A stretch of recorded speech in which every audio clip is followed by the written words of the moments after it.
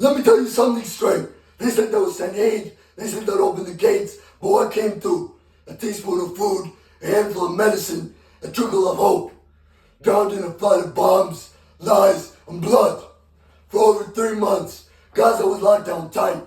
No drugs, no food, no medicine, nothing. The world watched as hunger clawed at stomachs, as families boiled scraps just to feel full, as mothers gave birth without milk to feed their babies. But then came the moment they said, we're opening them. But what came through? 100 trucks with 500 are needed every single day. That's not aid, that's mockery. And even that tiny bit, it didn't reach the people. Because it was looted, because it was bombed, because it was blocked again. This time by desperation, fear, and the total breakdown of order. They say Hamas stole the supplies. But how do you stop people from stealing when they haven't eaten in weeks?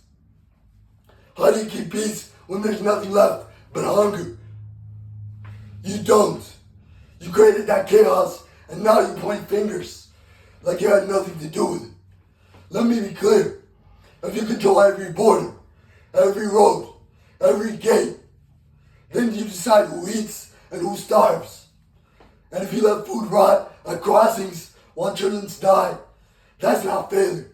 That's policy. That is choice. That is a genocide.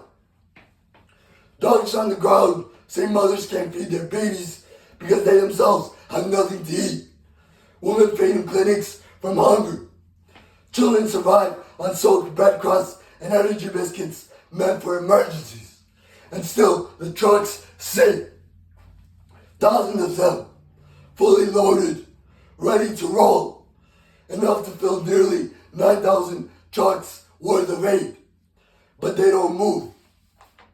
Why?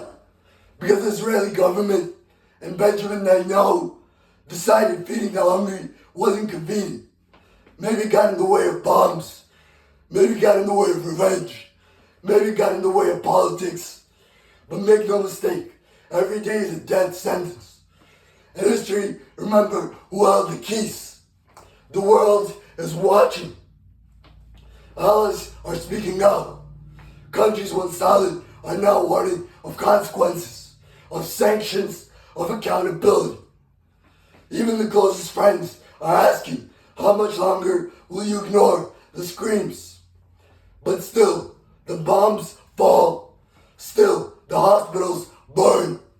Still, the bakeries close under gunfire and fear. Still, the families wait in line for bread, only to walk away empty-handed. Still, the North gets nothing to eat. No food, no aid, no mercy. History will ask, what did you do when the world begged for help? Did you open the gates, or did you keep them locked? Did you feed the hungry, or did you let them rot? Did you protect the innocent, or did you bomb them too? This isn't over. Not until the trucks rolling by the thousands, not until every child eats, not until every mother feeds her baby, not until every hospital has medicine, not until the bombs stop falling. Until then, we will not forget. And we will not be quiet.